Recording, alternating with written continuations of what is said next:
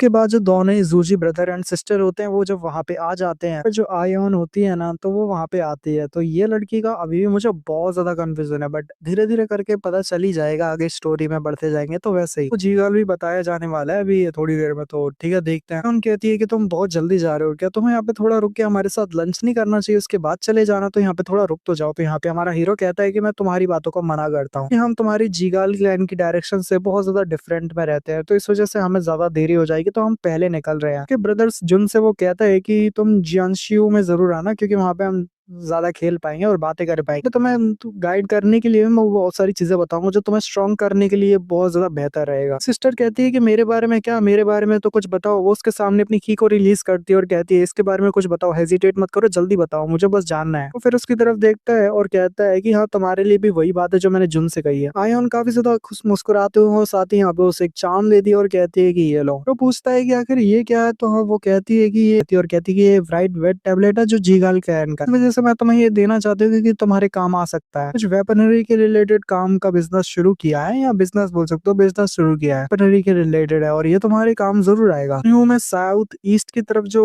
वो है ना लोकेटेड है, यानी कि ये कंपनी जो है ना वो लोकेटेड है साउथ ईस्ट ओनहुआ में। मेरे पास चांस हो तो मैं इसमें ही मैप है तो तुम उसको ढूँढ सकते हो, तुम्हारे लिए मुश्किल नहीं होगी इसको ढूँढने के लिए। फिर वो कहता है कि भला इतना प्रीशियस चीज़ तुम मुझे क्यों देना चाहती? तो हमारी जो आयोन होती है वो कहती है स्पीयर और स्टफ जो आर्ट है जो भी है, तुम स्पीयर के रिलेटेड जो भी चीज़ों को इस्तेमाल करते हो, मुझे नहीं लगता कि वो तुम्हारी मार्शल आर्ट्स के साथ कंपैटिबल लगता है। वहाँ पे जाने के बाद तुम्हें कुछ ऐसा मिल जाए जो तुम्हारे लिए कंपैटिबल हो, जिसका तुम इस्तेमाल कर पाओ फ्यूचर में, तो इस वजह से मैं तुम्हें देना चाहती हूँ। जानते कि तुम्हारी जो मेन वेपन है आखिर वो कौन सा है, बट जो भी तुम्हारा मेन वेपन होगा ना, तो जब तुम उसको ठीक से कंट्रोल कर पाओ, शायद तुम किसी की भी साथ भी स्पार कर पाओगे और वो स्पार में तुम बहुत ज्यादा पावरफुल बन जाओगे। तुम अपने लिए कंपेटेबल वेपन को फाइंड कर लोगे। गर्मियों में तो हाई क्वालिटी के जो सामान है वो आने वाले हैं और वो काफी ज्यादा अच्छे होंगे, तो मैं तो चाहती हूँ कि तुम सफर में ही यहाँ पे मतलब जो गर्मियों के टाइम है वो सामान को यानी वेपन्स को परचेस करो जब यहाँ पे गर्मियों का समय हो। तो यहाँ पे हीरो कहता है तो अच्छी बात है, तुम्हारा बहुत बहुत शुक्रिया कि तुम मेरी मदद कर रही हो। हम सेम क्लैन से नहीं है, बट तुमने जो किया है मुझे बहुत ज्यादा अच्छा लगा, जो मेरी मदद करने की तुमने की है। अरे जो वो आयोन होती है वो अपने जुन के गले में हाथ डालती है और कहती है अरे कोई भी दिक्कत नहीं, ऊपर से ये सब तुम्हारी वजह से मुमकिन हो पाया है कि हम यहाँ पे सर्वाइव भी किए। यानी वो मॉबिंग जो कि हमें मारने के लिए आया था उस टाइम पे तो हम मर ही जाते अगर तुमने हमारी जान ना बचाई होती। तुम्हारे सामने ये जो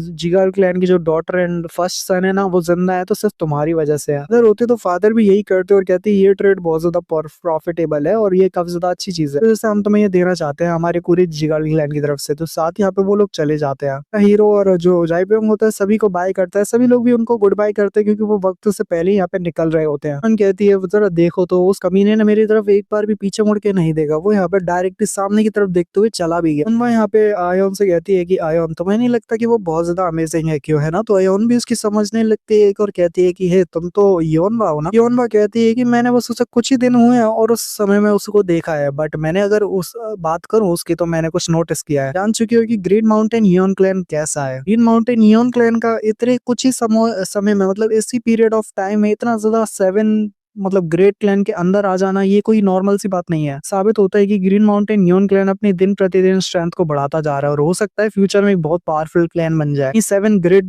क्लैन का भी मास्टर बन जाए, यानी जो 7 ग्रेट क्लैन है ना उनसे भी ऊपर निकल जाए। उन कहते हैं हाँ तुमने बात तो ठीक है, ये बहुत ज्यादा पावरफुल मतलब वो होती है हीरो की तरफ ही देख रही होती है घूर घूर के और साथ ही मन में कह रही होती है मुझे यकीन है कि किस्मत जरूर से दोबारा तो हमको मिलाएगी और हम जरूर दोबारा मिलेंगे, बट वो टाइम अभी नहीं है। फिर भी मुझे जानना है कि अगर हम जब दोबारा मिलेंगे तब हमारा रिलेशनशिप कैसा होगा, ट्रस्टवर्दी एलाइज होंगे या फिर एक ऐसे दुश्मन जो एक दूसरे की जान को खाने के पीछे दौड़ेंगे। कि असली दुश्मन तो होजियोंग का ऊपर खिड़की में बैठा यहाँ पे उसे जाते हुए देख रहा होता है और कहता है ये कमीना गई का। बहुत ज्यादा गुस्सा आ रही होती है और जाइपियोंग और होजियोंग की तरफ देखते हुए कह रहा होता है ये दोनों कमीना ही है जियोंग, बस बहुत हुआ, मैं तेरे को तो यहाँ पे इतनी आसानी के साथ यहाँ पे शांति से जो भी तूने कुछ किया है कर्म किया है उसको तो यहाँ पे मैं नजरअंदाज ना करते हुए तुझे जाने तो बिल्कुल नहीं दूंगा। बच्चे क्लैन से बोल दो वो निकल चुका है, जैसे कि मैंने उसे कहा था कि उसके निकल जाने के बाद मैं उसे इन्फॉर्म कर दूंगा, तो साथ ही जाओ उसे खबर कर दो कि वो निकल चुका है, यानी होजियोंग जो है वो जाइपियोंग के साथ निकल चुका है। टारगेट निकल रहा है तो जल्दी करो और देरी मत करना। और साथ ही वो कहता है उसका गार्ड अच्छा ठीक है सर। माउंटेन यियोन क्लैन पे एक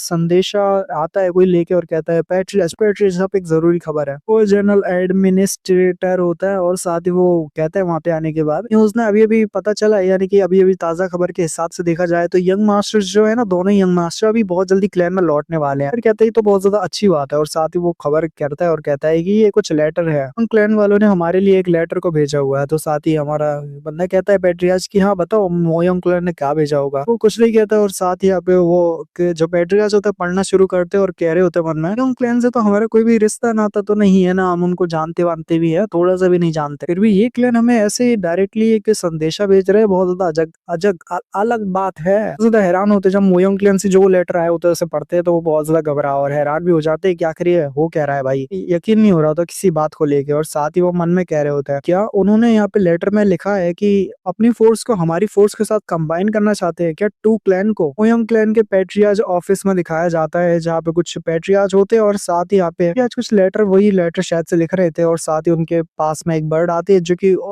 इंक जो होती है ना उसको लेके यहाँ पे उसी पेपर के अंदर आ जाती है। तो बहुत सारी पेपर या जगह होती है उसको खराब कर रही होती है कि जो भी मतलब वो ग्राफी होती है ना, क्या क्या कहते हैं भूल गया मैं, कुछ ग्राफी करके कुछ कहते हैं बट जो भी होती है कैलोग्राफी है जो भी, बट उसको खराब कर देती है वो जो बर्ड होती है छोटी सी। मोयोंग क्लैन के जो पेट्रियाज होते हैं बहुत ज्यादा गुस्सा हो जाते हैं जब वो बर्ड उसके हाथों पे आती है ना, तो उसके बाद यहाँ पे वो बर्ड गायब दिखाई जाती है। हमारे मोयोंग क्लैन के जो पेट्रियाज है उन्होंने अपने पावर्स के साथ उसे मार दिया होता है और उसे जिंदा ही भस्म कर देते हैं। इन्हें स्वॉर्ड गॉड मोयोंग गुन भी कहा जाता है। थोड़ा इजी करने के लिए और आप सभी के लिए भी इजी बनाने के लिए मैंने स्वॉर्ड गॉड ही कहूंगा। तो जो स्वॉर्ड गॉड होते हैं वो यही कर रहे होते हैं, इनको ज्यादा रिस्पेक्ट फ्यूचर में दिखने भी तो अच्छे, बट चलो मोयोंग क्लैन के पेट्रियाज ही कह देता हूँ। पेट्रियाज यहाँ पे कुछ लेटर वगैरह लिख रहे होते हैं बहुत आसानी के साथ। ग्रीन माउंटेन यून क्लैन का पेट्रियाज स्टडी होता है जहाँ पे पेट्रियाज बैठते हैं और कुछ जानकारी वगैरह जो भी काम की बातें रहते हैं वो यहीं पे बैठ के करते हैं। ये एक तरह का बिजनेस प्रपोजल होता है जो कि मोयोंग क्लैन की तरफ से आया होता है और वो सोच रहे होते हैं तो मोयोंग क्लैन की तरफ से वो लोग यहाँ पे कुछ ट्रेडिंग करने की कोशिश कर रहे हैं, बट मोयोंग क्लैन का आखिर यहाँ पे हमारे क्लैन के साथ ऐसे ताल्लुकात बनाना एकदम वो भी अचानक से ये बहुत ज्यादा अजीब दिख रहा है देखने में। तो 300 साल पहले जो ब्लड रिलीजन डिजास्टर हुआ, डिजास्टर अपने आप को शोन अप करता है, तो उसके बाद मोयोंग क्लैन उस डिजास्टर की वजह से निंग प्रोविंस में अपनी जो पूरी